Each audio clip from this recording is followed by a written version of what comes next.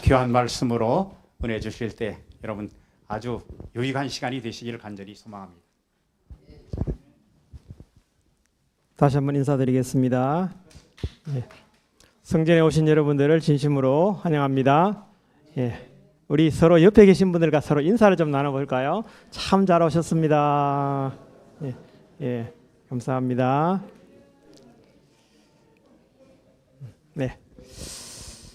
오늘 드릴 제목은 어떻게 먹어야 건강한가 하고 반드시 지켜지는 약속, 이 두 가지의 주제를 가지고 말씀을 좀 드리겠습니다. 자, 어제 우리가 말씀을 나눈 것 중에 우리 한 두 가지만 살펴보겠습니다. 많은 질병의 경우 가장 좋은 치료법은 환자가 갈로 굶음으로써 가로한 소화기관에 쉴 기회를 주는 것이다. 무엇일까요? 한 끼. 하루. 자, 한두 끼. 한 끼가 아닙니다. 한두 끼. 그래서 이게 가장 좋은 치료법이다 이렇게 얘기하고 있습니다. 여러분이 혹시 좀 내가 몸이 너무 먹적지근하다 이럴 때 한두 끼를 뭐 해보자? 금식함으로 말미암아 굶음으로 말미암아 우리 몸에 오토파지가 일어나서 여러분 몸을 회복시킬 수 있는 놀라운 힘이 생긴다 이렇게 말씀드리고 있습니다. 그 다음 여기 단순한 곡식과 나무의 갈로는 좋은 피를 만드는 데 필요한 모든 영양소들을 뭐하고 있다? 함유하고 있다. 육식은 일을 할 수 없다. 뭘까요? 네? 실과는? 열매는? 시간을 아끼기 위해서 자, 가실과 채소는 단순한 곡식과 나무의 가실과 채소는 좋은 피를 만드는 데 필요한 모든 영양소들을 함유하고 있다고 했습니다. 자, 그 다음에 병들지 않으려면 뭐를 하지 말라? 두 사람은 빼놓고 다 대파는 것 같아요. 간식을 하지 말라 이렇게 말씀드렸습니다. 자, 여기 모든 사람에 대한 하나님의 소원은 무엇일까요? 네? 살아라. 이건 퀴즈가 아니고 여기 오늘 이 질문은 이렇게 말하고 있습니다. 치료봉사 113쪽에 노란 글씨 다 같이 읽어보겠습니다. 시작. 사랑하는 자여 내 영혼이 잘됨 같이 내가 범사에 잘되고 강건하기를 내가 간구하노라. 이 소원이 이 자리에 참석하신 모든 분들에게 이루어지기를 바랍니다. 여기 우리가 나는 포도나무요 너희는 가지라고 그러죠. 참 포도나무 크죠. 우리 영상을 한번 좀 보겠습니다. 에 무려 4,500송이의 포도가 주렁주렁 열렸습니다. 친환경 농법으로 이룬 결실이어서 더 놀랍고 화제가 되고 있습니다. 박연선 기자가 다녀왔습니다. 검정색의 농익은 포도가 주렁주렁 달렸습니다. 뻗어나온 포도나무 줄기의 길이는 무려 40m. 거대한 비닐하우스를 가득 채운 무성한 포도줄기를 따라가면 단 한 그루의 나무로 이어집니다. 14년 전 심은 이 포도나무 한 그루에만 4,500송이가 달렸습니다. 일반적인 포도나무보다 100배나 많은 송이가 맺힌 겁니다. 한 1m 떨어져서 물을 줘요. 또 시들거리면 더 멀리 물을 주고 해서 이 나무가 갖고 있는 유전 능력을 뿌리가 나와서 너희들이 물을 먹어라. 내가 갖다 주지 않겠다. 어려서부터 그렇게 교육을 시켜가지고 세계적으로도 유례가 없는 나무의 비결은 친환경 유기농법에 있습니다. 이 농가만의 특제 비료에는 두부 비지와 대나무, 참나무 톱밥이 들어갑니다. 이런 식으로 얘기를 해요. 천연 재료를 넣어 정성껏 만든 비료는 면역력을 강하게 만들었고 농약 한번 치지 않은 철저한 토양 관리로 포도나무에는 생기가 넘칩니다. 직접 만든 통풍 장치로 24시간 쾌적한 환경까지 만들어주면서 유난히 더웠던 올여름도 거뜬히 넘겼습니다.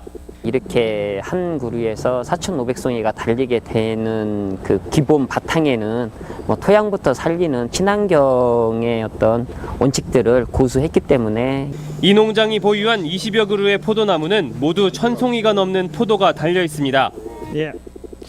자, 이런 포도나무 기르고 싶죠? 우리가 나는 포도나무요 너희는 무엇이다? 가지다 이렇게 예수님께서 말씀하셨습니다. 근데 그 가지가 예수님의 그 나무에 붙어 있어야만 열매가 맺히는 거 사실이죠. 여러분 붙어 있기를 원하십니까? 아멘. 네. 자, 이분이 농장 주인입니다. 아, 얼마나 행복할까요? 그죠? 이런 나무를 기르시는 이분인데 제가 이 포도원에 보니까 이런 현수막이 있더라고요. 뭐라고요? 여기 이렇게 써 있어요. 다 같이 시작. 보이는 것에 만족하지 말고 보이지 않는 세계를 탐구하라.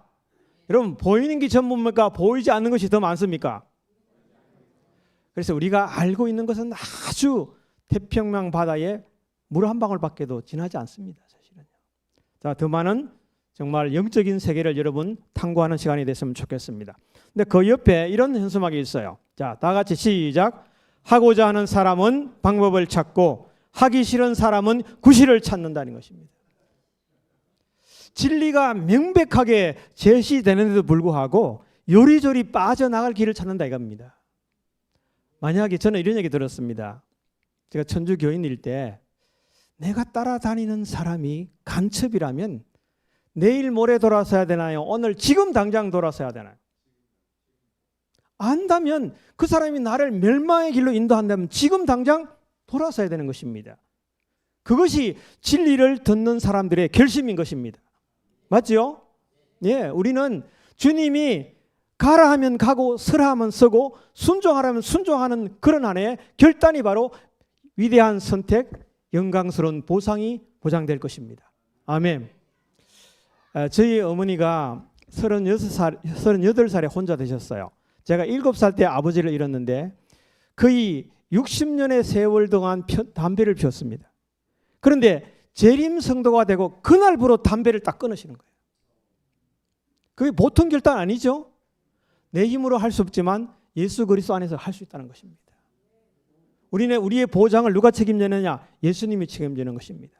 이 천년계의 길은 하나님께서 설계하신 길이며 어떤 그리스도인이라도 걸어갈 수 있을 만큼 넓은 길이다라고 말한 것입니다. 그래서 제가 여기 아는 만큼 어떻게? 다시 한번 아는 만큼 보인다. 예, 우리는 아는 만큼밖에 얘기를 못해요. 저는 오늘 어떻게 먹어야 할 것인가라고 좀 하면서 여러분 어떤 모습이 더 건강한 모습인가요? 예? 어떤 것으로 여러분의 몸을 만드시겠습니까? 예? 왼쪽. 자, 그래서 여기에 소중한 사람을 최고로 만드는 방법은 아낌없이 사랑하고 아낌없이 뭐하고 배려하고 아낌없이 희생하는 것입니다.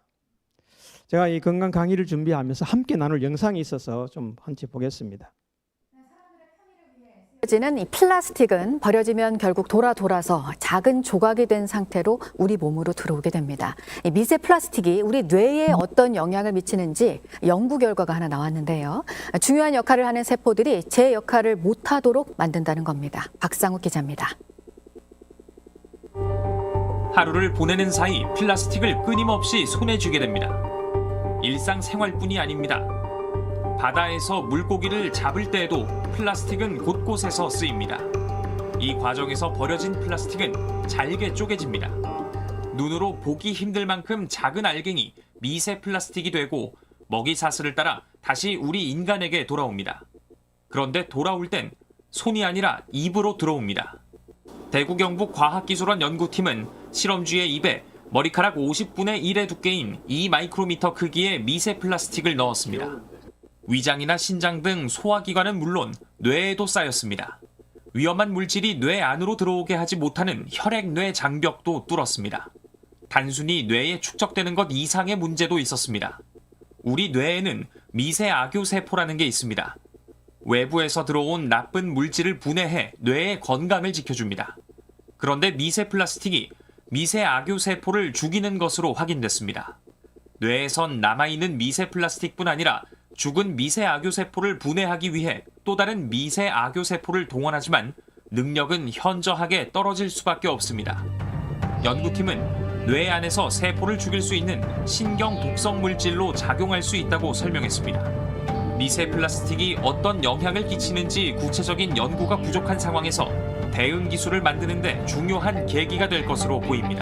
터키 하제테페 대학 연구팀은 인간 혈액세포에 50 마이크로그램 밀리리터 농도의 미세 플라스틱을 뿌려봤습니다. 48시간 뒤 세포의 DNA가 손상되고 염색체 구조에도 이상이 생겼습니다. 미국 로드아일랜드 대학 연구팀은 이번에는 생쥐에게 1ml당 약 1억 개 농도의 미세 플라스틱을 3주 동안 먹여봤습니다. 결과는 심장, 간, 폐, 뇌에까지 플라스틱 조각이 침투했다고 합니다. 생쥐는 기억력도 떨어지고 몸을 제대로 움직이기도 힘들어졌다고 하네요. 사람에게서는 어땠을까요? 2022년 네덜란드 암스테르담 자유대학교 연구팀이 건강한 성인들의 혈액을 분석했더니 전체의 77%에서 미세 플라스틱이 발견되었다고 합니다. 심장 조직에서도 플라스틱이 검출되었습니다. 그리고 그중 미세 플라스틱이 혈관에 쌓인 사람들은 심근경색이나 뇌졸중 위험이 4.5배나 높아졌다고 합니다. 실험은 현실보다 다소 높은 농도에서 이루어졌지만 미세 플라스틱이 세포 수준에서 인간까지 악영향을 줄 수 있다는 가능성이 확인된 거죠. 그렇다면 우리는 주로 어디서 플라스틱을 삼키고 있을까요? 예를 들어 여러분 어디서 플라스틱을 삼키고 있을까요?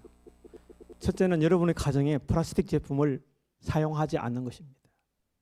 이게 지금 사실 이 시대에 살면서 가장 위험한 존재로 다가오고 있다는 사실입니다. 우리는 생수에서 탱스 플라스틱 병에서 매일 플라스틱을 마시고 있는 것이에요. 그래서 어쩌면 여러분의 삶 속에 플라스틱과의 관계가 없는 그런 유리나 다른 것으로 물을 마시든지 음식을 먹든지 해야 하는 사실을 기억해야 됩니다. 이 필리핀에 제가 선교지에서 한 8년 있으면서 그분들은 이 뜨거운 것을 이 새카만 비닐봉지에 막 음식 딱 부어가지고 그냥 그대로 먹어버리니까 얼마나 이런 얼굴에 핀폴들이 많이 생기는지 몰라요. 독성들이. 그래서 우리가 다시 한번 여러분 우리 아무리 건강의 원칙을 잘 지켜야 하더라도 이것이 우리의 혈관과 심장과 뇌 이런 데 굉장히 깊이 침투되고 있는 시대에 우리가 살고 있기 때문에 더 철저한 건강 생활이 필요한 것입니다. 여기 이렇게 먹으면 건강할까요? 네? 어떻습니까, 여러분? 저는 이 시대를 살면서 우리가 감사와 찬양의 정신보다 몸과 마음의 건강을 더욱 잘 지켜주는 것은 없다라고 말하고 있습니다. 우리가 이 어떠한 경우를 당할 때 여러분 원망보다는 뭐 하자? 감사하자. 더 많이 뭐 하자? 찬양하는 그런 정신으로 몸과 마음의 건강을 잘 지켜주는 그것을 할 때만이 어떠한 어려움이 있더라도 넘어설 수 있는 힘이 있는 것입니다. 여기 이제 가정과 건강책에 이렇게 말하고 있습니다. 다 같이 읽고 시작. 한 끼에 여러 가지 많은 음식을 차려놓지 말 것이다. 왜냐하면 그렇게 함으로 가식을 조장하고 소화불량을 일으키는 원인이 되기 때문이다. 한 끼에 여러 가지 음식을 차려놓지 말자 하는 것입니다. 그런데 또 하나 이거는 잘 지킬 수 있지만 우리 집사님들이 좀 어렵게 생각하는 것들이 뭐냐면 식사는 늘 어떻게 하자고요? 식사는 늘 변경시켜야 한다. 같은 방법으로 요리한 음식이 끼마다 또는 날마다 식탁에 있지 않게 할 것이다. 쉬워요, 어려워요? 음식을 자주 변경할 때에 식사는 더욱 맛이 있고 신체 조직은 더욱 정진된다는 것입니다. 이것을 우리가 한번 좀 우리 주부 되시는 여러분들은 이것을 한번 연구해 보셔야 합니다. 예, 이게 정말 중요한 이야기입니다. 예, 제가 여기 저희 아내를 치료하면서 한 7년간 밥을 하면 밥상을 좀 소개를 해보겠습니다. 밥상을 이게 제가 만든 식탁이에요. 식탁입니다. 자, 이게 지금 다시 한번요. 이런 식탁인데요. 잘 보십시오. 공통점이 있습니다. 공통점이. 자, 여기죠. 자, 이런 모습, 또 이런 모습. 야, 이런 모습인데 여기 지금 공통점이 무엇입니까? 제식. 그리고 또요. 이게 지금 한 끼 식사마다 제가 아침 식사를 하고 점심 식사를 이렇게 하고 또 그 다음날 아침 이렇게 하고 다 식사가 매번 다르죠. 그죠? 그런데 여기에 국물이 없다는 식사입니다. 예, 국물이 없습니다. 예, 국물 없는 식사는 또 우리가 다음에 얘기를 하고요. 그런데 이 책이 얘기해 주는 대로 먹고 마셨습니다. 얘기해 주는 대로. 무슨 책이요?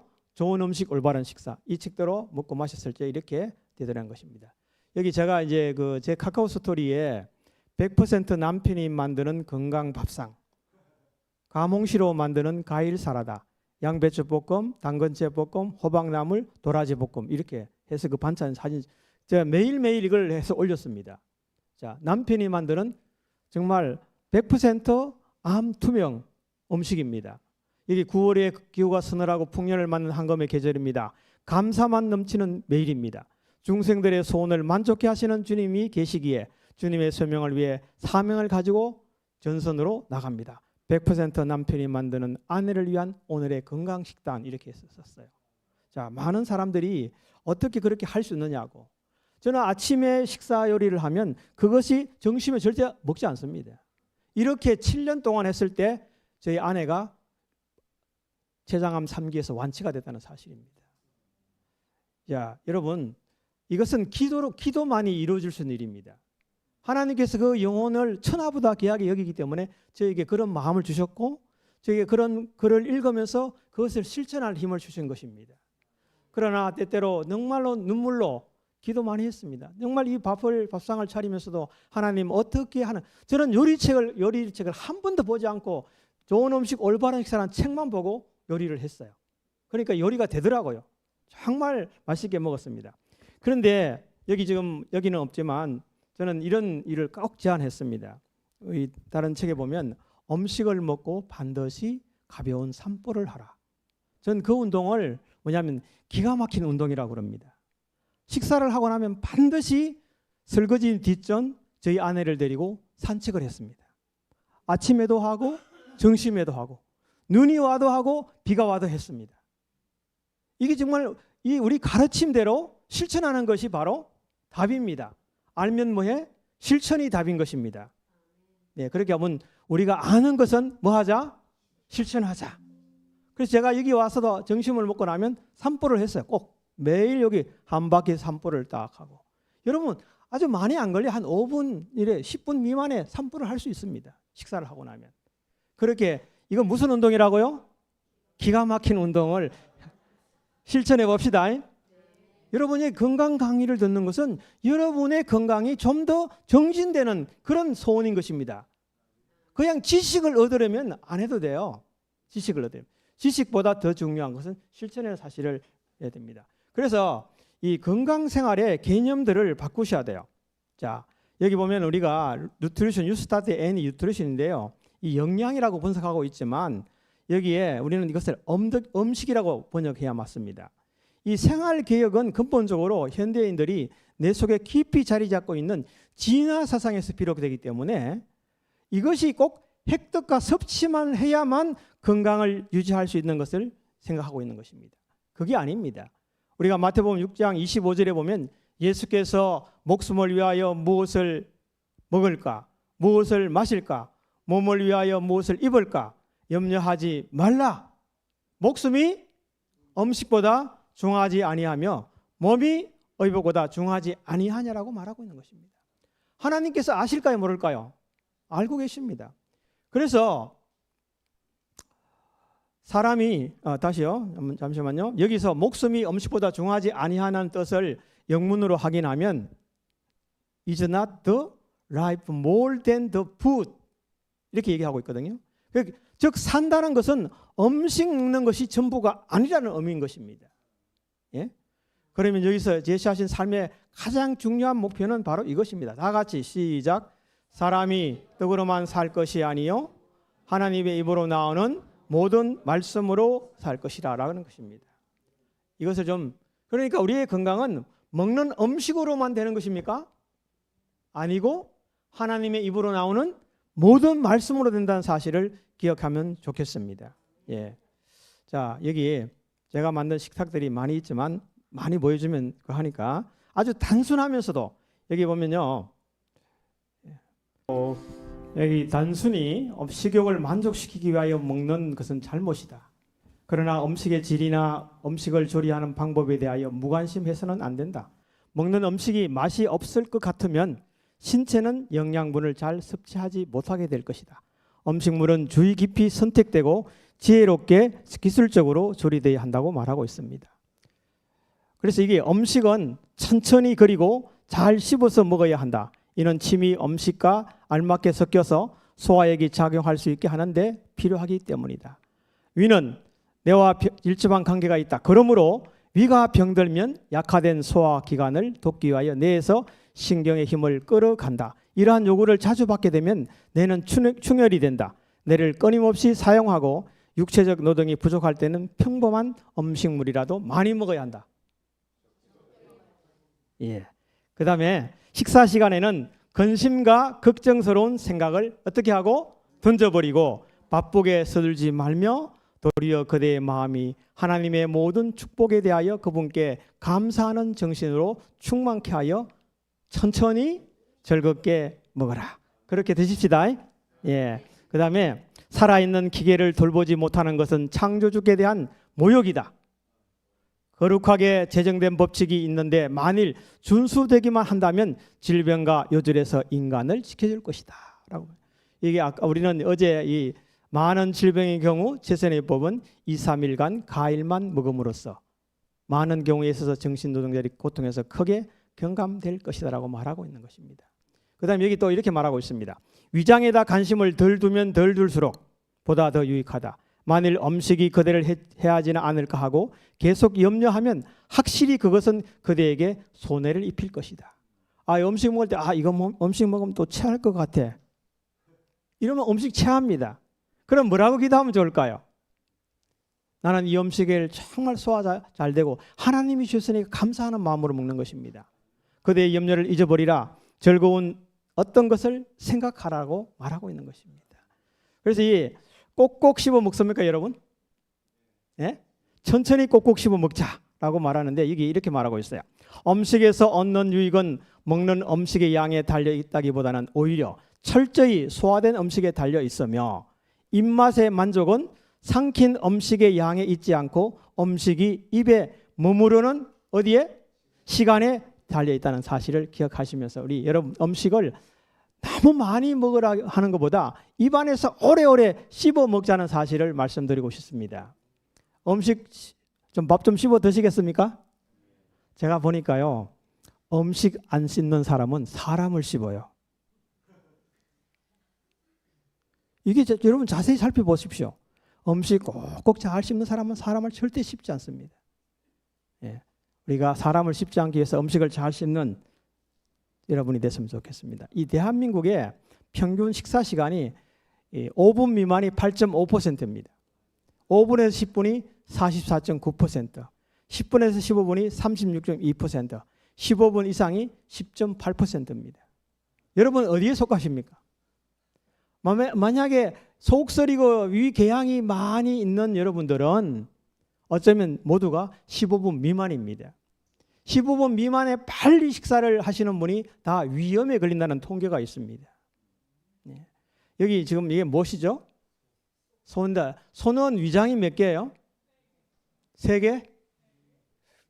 손은 위장이 4개입니다. 그런데 소가 하루에 몇 번 씹을까요? 네? 계속 씹어요. 그죠? 하루에 3만 번, 12시간을 씹고 있다는 것입니다. 왜 소가 위장이 4개이기 때문에 계속 음식을 깨내서 뭐 합니까? 대세겜질을 하잖아요. 대세겜질. 그래서 잘 씹었기 때문에 이 풀을 먹고 포동포동한 살을 찌게 만드는 것입니다. 그 다음에 우리가 가식은 가루보다 신체 조직에 더욱 악영향을 끼친다는 것입니다. 이 가식이 가루보다 나쁘다는 것이죠. 결국은 가식이 내 몸을 어떻게 한다고요? 망칩니다. 하루만 가식해도 우리 몸엔 이 정도로 해롭다. 어느 정도로?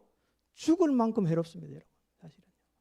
위가 혼란하면 성냉과 무자비함과 편벽 때문에 원인이 된다고 말하고 있는 것입니다. 그래서 우리는 식사를 행복한 아침 식사, 맛있는 점심 식사, 간단한 저녁 식사 이렇게 드시는데 푸짐한 식사는 하루 중에 아주 늦게는 결코 먹지 않는 것이 좋다. 사람들이 저희 습관을 고치고 하루에 단지 2끼만 먹고 식사 사이에는 아무것도 심지어 한 개의 사과나 견과 혹은 어떤 종류의 가실이라도 먹지 않는다면 결과는 식욕이 왕성하고 건강이 크게 정진되는 것으로 나타날 것이다 라고 말하고 있습니다. 우리 다 같이 다음에 말씀 읽겠습니다. 시작. 규칙적인 식사는 건강과 집착한 마음을 갖는데 아주 중요하다. 식사 사이에 절대로 한 조각의 음식도 입술을 통과하지 않게 하라. 아멘. 그래서 위장의 영광을 위한 것이 인간의 최고의 목적이 아니다. 식탁을 뭐하라? 수정하라. 우리는 근골과 근육에 힘을 주도록 충분한 음식을 먹어야 한다. 그리고 우리는 먹는 음식 때문에 정신이 힘을 얻는 것을 기억해야 한다. 나의 사랑하는 형제와 자매여, 일하고 먹고 마시는 일에 있어서 절제하기만 한다면 그대는 현재 누리는 것보다 훨씬 더 좋은 건강을 누릴 수 있으며 나쁜 질병들을 피할 수 있다고 말하고 있습니다. 자, 이게 인간은 신체적인 기관은 하나님의 감독을 받도록 되어 있는 것이며 개종시계처럼 태엽을 감아 놓으면 저 혼자 가는 그런 식의 것이 아니다. 심장이 뛰고 맥박이 이어져 나가며 계속 호흡하게 되는 것은 인간의 몸 전체가 하나님의 뭐를 감독을 받고 있기 때문이라는 사실입니다. 여러분 심장을 여러분이 뛰게 할 수 있습니까? 멈추게 할 수 있습니까? 없습니다. 절대로. 우리는 하나님의 감독을 받고 있습니다. 그래서 모든 사람들이 식탁에 앉았을 때 식도락가의 식욕을 버리고 우리 창조주께서 공급하시는 풍성한 하사품을 어떻게 먹으라고요? 임금이 주신 하사품을 어떻게 먹으라고요? 하늘 임금이 주신 하사품을 감사함으로 맛있게 드시기 바랍니다. 예? 얼마나 먹을 거리가 많은지 몰라요. 그 다음에 다음 말씀 시작. 건강을 주는 요소로서 특별히 추천하고 싶은 것은 가실이다. 그러나 다른 음식을 충분히 먹은 후에 먹지 말 것이다. 이 말이 무슨 말입니까? 후식으로 과일을 먹지 말라는 이야기죠. 그러니까 과일을 항상 식사 전에 먼저 드시라는 얘기입니다. 과일을 식사 시간에 같이 먹든지 전식으로 드시라는 것을 얘기해 주고 있는 것입니다. 그런데 많은 사람들이 밥을 많이 먹고 또 과일을 많이 먹으니까 이 안에 드는 음식이 어떻게 돼요? 부패가 되는 겁니다. 부패가 되는 겁니다. 예. 이게 아주 쉬운 얘기지만 세상의 습관들은 그렇지 않다는 세상의 습관들은. 예, 여러분 아주 이 말씀도 우리가 기별들을 말씀대로 좀 순종하면 좋겠습니다. 그래서 평범하고 단순하고 건강적인 음식만을 먹고 건강계획의 원칙을 인하여 항상 하나님께 감사하라. 만사에 잘되고 고결하라. 그리면 그대는 귀중한 승리를 얻으리라고 말하고 있습니다. 자, 이 다음에 다 같이 시작. 탁월함은 행동이 아니라 습관이다. 여러분 좋은 습관을 정말 드리는 좋아요. 바로 이 모든 질병은 피와 관련이 있는 것인데 우리가 잘 맛있게 감사하면서 먹는 것은 좋은 피를 만들기 위해서 그런 것입니다. 완전한 건강은 완전한 혈액순환에 의존하고 있습니다.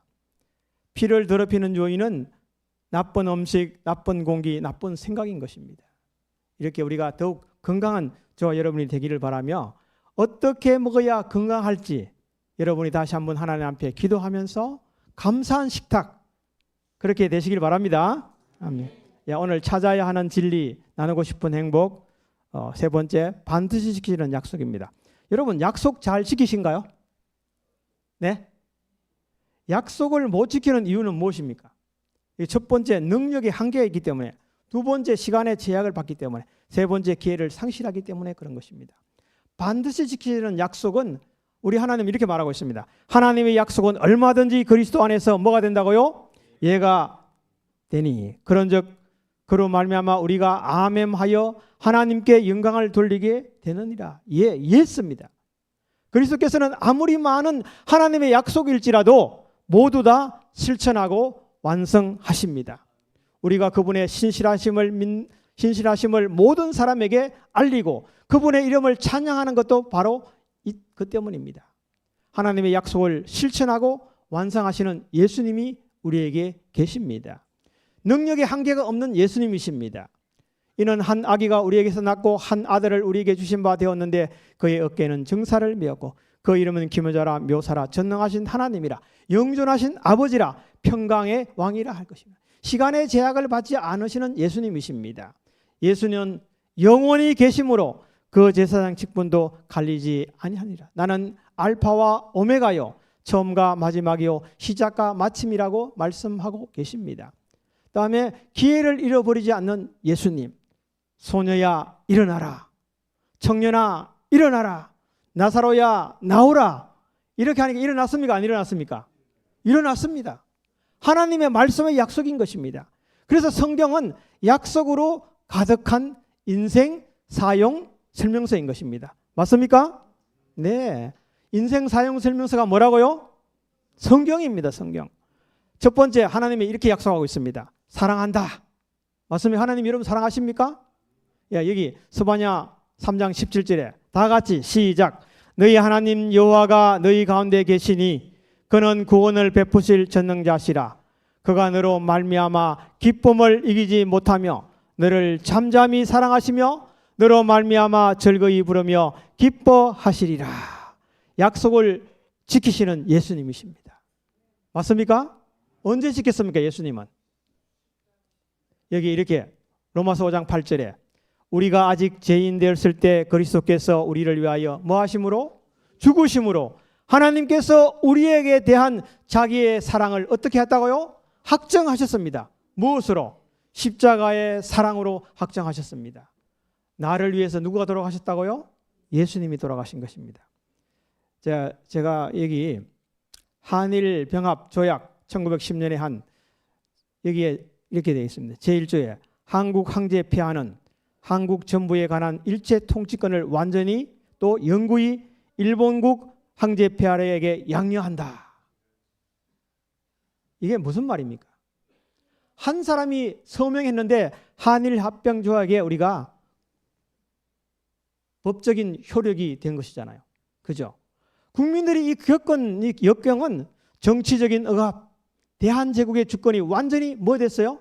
소멸됐습니다.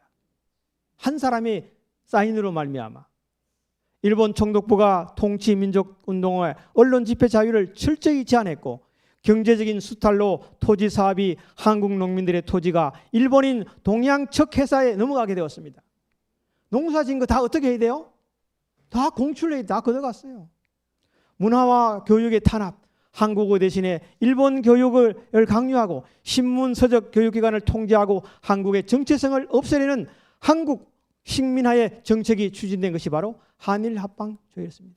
또한 사회적인 차별로 일본인과 조선인이 법적 사회적 불평등, 교육, 간직, 군 복무의 구조적인 차별, 무장 탄압과 희생, 어병운동으로 17만 명이 희생되었고 1909년에 남한 대토벌 작전으로 어병과 민간인이 살상을 당하고 3.1운동으로 전국에 200만 명이 참석하고 일본군 발포로 7,509명이 사망을 당했고 15,961명이 부상을 당했고 46,303명이 체포를 당했습니다. 엄청난 사람들이 죽는 일이 무엇으로 생겼어요? 한일 병합 조약으로 생긴 것입니다. 그런데 한 사람이 조약함으로 이렇게 됐지만 1945년에 한 사람이 하와이 그 미군 서남에서 항복에 서명함으로 뭐가 생겼어요? 법적인 효력으로 해방의 기쁨을 맞이한 것입니다. 왜 대표자 안에 묶어 놓았을까? 한 사람, 첫사람 아담 안에 첫사람 아담과 마지막 아담이 있습니다. 여기 45절에 이렇게 말하고 있습니다. 기록된 바 첫사람 아담은 생명이 되었다 함과 같이 마지막 아담은 살려주는 뭐라고요? 영이 되었다라고 합니다. 이 한 사람이 누구십니까? 이러므로 한 사람 아담으로 말미암아 죄가 세상에 들어오고 죄로 말미암아 사망이 왔나니 사망이 모든 사람에게 이르렀느니라. 그러므로 한 사람으로 말미암아 죄가 들어오고 죄로 말미암아 사망이 들어왔나니 이와 같이 모든 사람이 죄를 지었으므로 사망이 누구에게? 모든 사람에게, 나에게, 우리 모두에게 이르는 것입니다. 왜 죄와 사망의 보편성입니까? 제한된 생명, 생로병사의 반복, 장가가고 시집가고 시기와 질투하고 전쟁이 생기고 사망이 다 이 모든 것이 누구 안에 있기 때문에? 아담 안에 있기 때문에 그렇습니다. 그런데 한 사람의 순종지 아니함으로 많은 사람이 죄 있는 것 같이 한 사람의 순종하심으로 많은 사람이 뭐 되었다고요? 의인이 된 것입니다. 여기 로마서 5장 19절에 이렇게 말하고 있습니다. 다 같이 시작. 한 사람이 순종하지 아니함으로 많은 사람이 죄 있는 것 같이 한 사람이 순종하심으로 많은 사람이 의인이 되었다 말하는 것입니다. 그 한 사람 누구예요? 예수 그리스도로 인하여 우리는 오늘 의인이 된 것입니다. 그런데 일본 황제가 항복 서명의 문서가 사인된 줄도 모르고 전쟁이 끝난 줄도 모르고 29년간 숨어있던 일본인이 있었습니다. 이 사람은 아직도 일본이 전쟁하고 있는 줄 알아. 자기 나라를 이긴 줄 알고 있어. 예? 이 사람이 뭐냐면 히루 오노다입니다. 29년 동안 전쟁이 끝났으니 빨리 나오라. 그래도 안 나오는 거야. 그래서 이 집적이 보니까 일본 항복을 모르고 29년간 싸운 태평양의 마지막 패잔병입니다. 패잔병. 이때 아무도 불러도 해도 안 나와서 이 상관이 가니까 예? 그때 이렇게 패잔병이 정글에서 이렇게 나오게 되었습니다. 여러분, 우리가 예수 그리스도를 믿으면 죄와 상관없이 정말 예수님이 오실 때 그분을 만날 수 있다는 그 항복 문서에, 정말 법적인 효력을 그 문서에 사인이 된 사실을 아직도 모르고 있는 사람들이 있어요. 하나님의 말씀은 그리스도 안에 있을 때, 우리는 뭐가 되는 것입니까? 새 것이 되는 것입니다, 여러분. 그래서 우리가 누구 믿는 거예요? 예수님을 믿는 것입니다. 예수님이 없다면 우리에겐 희망이 없습니다. 아멘. 다시 한번 우리는 예수 안에 희망을 가지면 좋겠습니다. 여러분, 여기에 에데오서 8세와 심슨 부인의 이야기가 있습니다. 이 세기의 사랑 에데오서 8세, 국민의 두터운 사랑과 신망을 받고 최고 남자인 왕세자입니다. 부왕 조지 5세가 세상을 떠났습니다. 1936년 1월 12일 독신의 몸으로 즉위를 했습니다. 그런데 이 에드워드 8세가 심슨 부인을 사랑하게 되었습니다. 이렇게 심슨 부인은 어떤 사람인가 하면 한 번 이혼하고 두 번째 남편과 살고 있는 이 심슨입니다. 옆에 있는 사람이. 그런데 이 여인을 깊이 사랑하자 왕세자가 아내를 사랑하고 있다는 사실을 알게 된 심슨의 남편은 아내와 이혼을 했고, 내가 이제 심슨과 에드워드 8세와 결혼을 해라, 이렇게 이혼을 하게 되었습니다. 그래서 에드워드 8세가 심슨 부인과 결혼을 하려고 왕실의 내각에게 얘기를 하니까 이것이 문제가 됩니까, 안 됩니까? 두 번 이혼한 여인과 왕세자의 왕의 부인이 되라고 하니까 난리가 난 겁니다. 온 국민이 강력히 반대하는 직면에 도달했고 데모가 일어난 것입니다. 그런데 이 심슨 부인은 이렇게 얘기해요. 당신이 나를 사랑한다면 무엇을? 증거를 보여주세요. 여러분, 사랑하는 증거 보여줘야 됩니까, 안 보여줘야 됩니까? 그럼 이거 어떻게 하면 되겠습니까? 네? 어떻게 하면 되겠어요?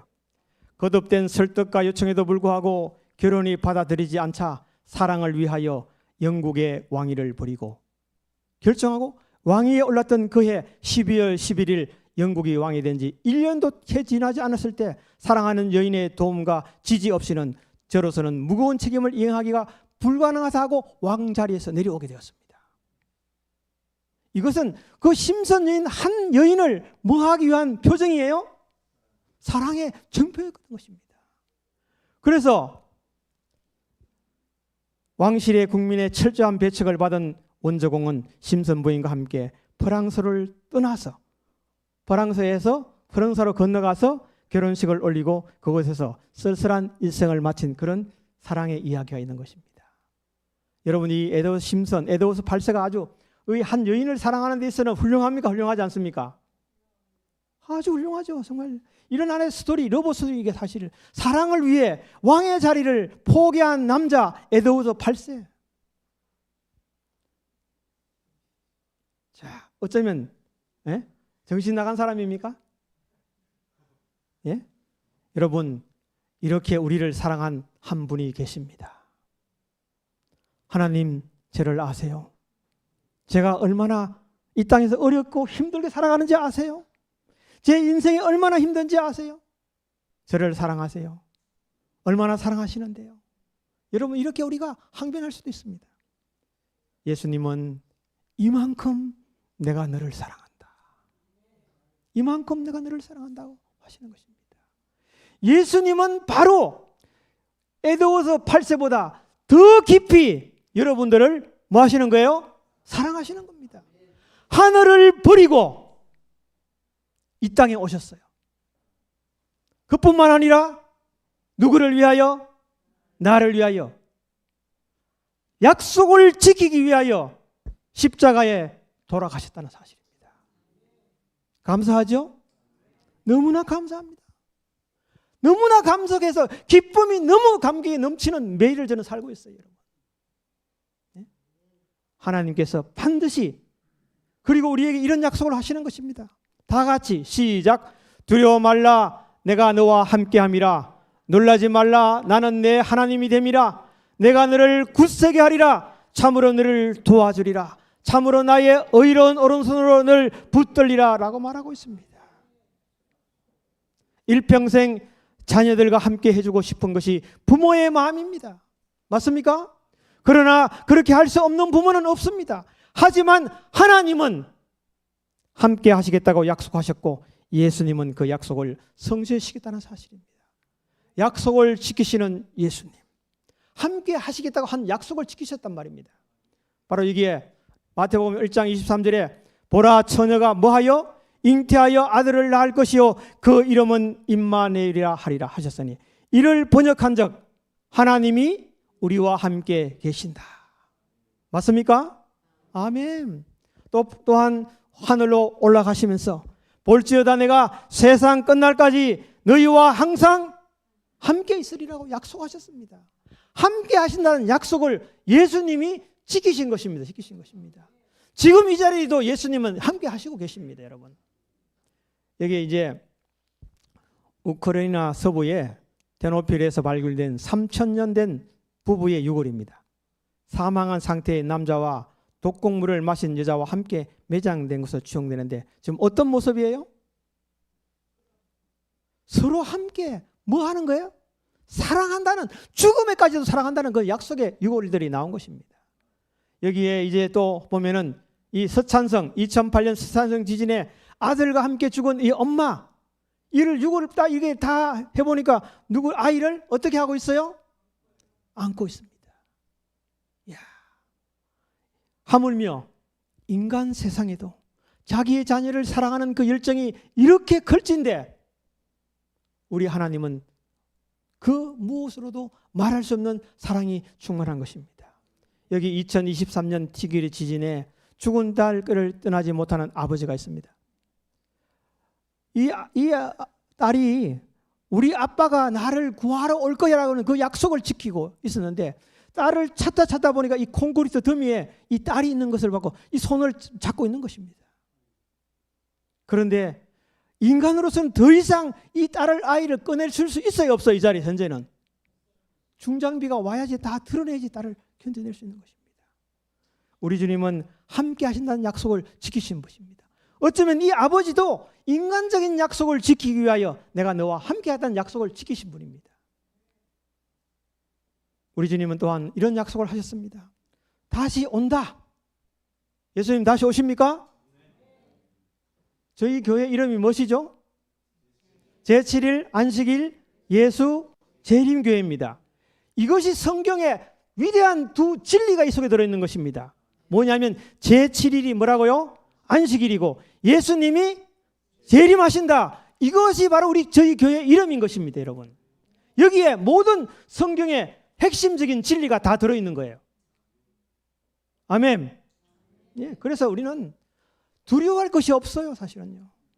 성경에 정말 가서 너희를 위하여 처소를 예비하면 내가 다시 와서 너희를 내게로 영접하여 나 있는 곳에 너희도 있게 하리라고 말하고 있는 것입니다. 잠깐 후에 이 세상은 끝날 것입니다. 우리 주님과 함께 하늘에 가기를 원하시죠, 여러분? 아멘. 네. 성경에 기록된 약속 중의 약속, 그리스도의 재림은 신약 성경에 300번 이상 약속되어 있으며 평균 25절마다 한 절은 예수의 재림을 말하고 있는 것입니다. 성경 전체의 재림에 대한 직접적인 예언이 3,000번 이상, 간접적인 예언이 1,000번 이상 기록되어 있다. 구속에 관한 1번 언급했다면 재림에 관한에는 2번이고 초림을 1번 말했다면 재림은 8번이나 말했다, 이렇게 말하십니다. 우리 여러분 뉴스를 들어보십시오. 예수님이 정말 속히 오실 때가 바로 임박했습니다. 내가 재림을 확신한 근거는 한 번도 약속을 어긴 적이 없는 예수님의 약속이므로 성경에 기록된 예언의 몇 %가 99%가 어쩌면 99.9%가 정확하게 성취됐기 때문입니다. 예수님이 말씀하신 재림의 징조들이 성취되었고 성취되고 있으므로 신실한 그리스도인들이 재림의 약속을 믿고 살아가고 있으므로 우리는 그분을 기다리고 있는 것입니다. 약속을 지키실 예수님이 뭐라고 말씀하고 있습니까? 계시록 22장 20절에 다 같이 시작. 이것들을 정언하신 이가 가라사대 내가 진실로 속혈이라 하거늘. 예수님이 내일 모레 아니야, 내년에 아니야. 지금 오늘 밤에도 오실 수 있습니다, 여러분. 여러분의 인생의 마지막이 오늘 밤이 될 수도 있습니다. 우리 주님께서 오실 것입니다. 이렇게 우리는 해답해야 됩니다. 아멘. 주 예수여 오시옵소서. 이게 성경 기록 끝이에요. 기록 끝이에요. 아멘. 뭐라고요? 주 예수여 오시옵소서. 우리 다 함께 이제 호소창 영상을 하나 듣고 제가 기도하겠습니다.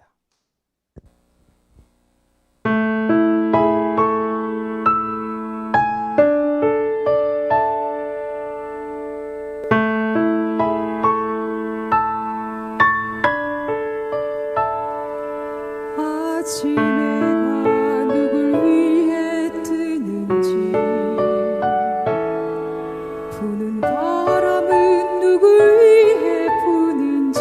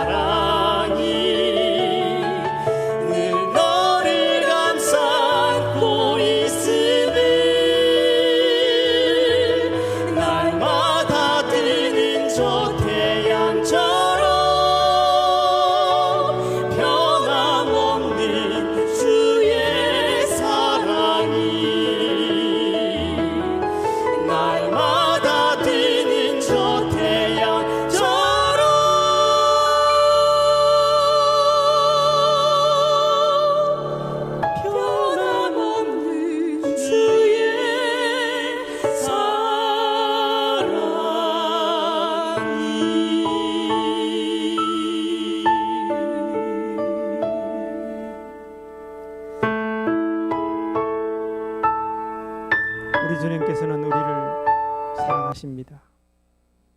예수님은 십자가의 사랑, 그 사랑으로 그 약속을 성취하셨습니다.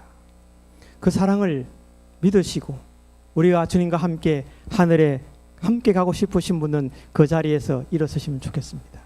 우리의 결심을 하나님께 표하는 것입니다. 우리 주님은 우리를 여전히 사랑하시고 그의 약속을 성취하신 분이십니다. 주님의 놀라운 그 나라에 주님이 오실 때 함께 주님의 백성이 되어서 함께 가신다는 그 약속을 이루어주시면 좋겠습니다. 여전히 오늘도 주님은 너를 위해 널 위해 사랑한다는 그 음성을 바라고 있습니다. 변함없는 그 사랑이 우리의 가슴을 적시는 놀라운 축복이 우리 모두에게 임하기를 바라면서 제가 기도하겠습니다. 사랑의 아버지 하나님, 반드시 약속을 지킨다고 사랑해 주셨으니 참으로 감사합니다. 우리는 우리의 헌신을 표현하기 위하여 이 자리에 일어섰습니다.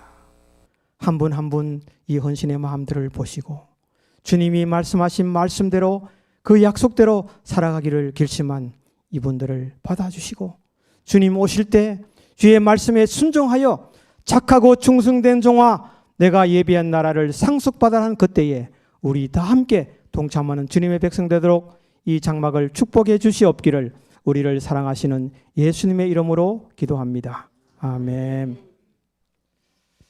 내일 저녁에는 저녁 시간으로 마지막으로 유동식 음식을 피하자 꿈은 이루어진다 이 제목으로 말씀을 드리겠습니다. 예, 오늘 저녁에도 아주 열강을 해주신 우리 선교사님께 감사드립니다. 고맙습니다. 오늘 새로 오신 분들을 여러분 앞에 조금 소개하도록 하겠습니다. 귀례부동산 사장님 우리 정창양 사장님 오셨습니다. 감사합니다. 연일 계속 오시는 분들이 계시고요. 먼저 최인업 어머니 소개하도록 하겠습니다. 감사합니다. 지금부터 알려드리는 분은 3일 계속 오셨습니다. 우리 박오서 노인회장님. 우리 전대식 선생님. 고맙습니다. 우리 서영복 선생님. 고맙습니다. 너무 감사합니다. 오늘 이렇게 또 우리 장로님 네 분 환영합니다. 고맙습니다. 자, 내일도 마찬가지로 오전 10시부터 12시까지 치료하고 오후 2시부터 5시까지 그렇게 치료하고 치료로는 마지막 날입니다. 여러분 오셔서 건강 치료 받으시고 저녁에 또 말씀 시간 갖도록 하겠습니다. 어두운 밤길 안녕히 돌아가시기 바랍니다. 감사합니다.